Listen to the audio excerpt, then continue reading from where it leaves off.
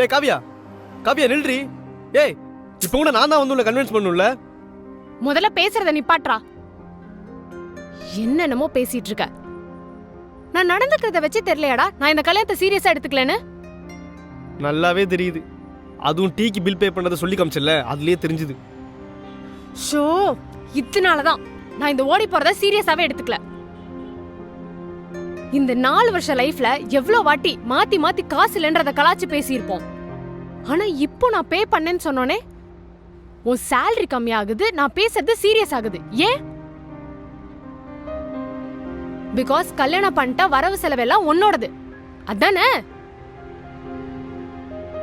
அதெல்லாம் நான் கஷ்டப்பட்டாச்சு உன்னை பார்த்துப்பேன்டி. இங்க பார், உன்னை லவ் பண்ணதுக்கு காரணமே உன்னோட இன்டெலிஜென்ஸ் தான்டா. சும்மா இந்த தமிழ் படத்துல வர டயலாக் எல்லாம் பேசிட்டு வெறுப்பேத்திட்டு இருக்காத. சாரி.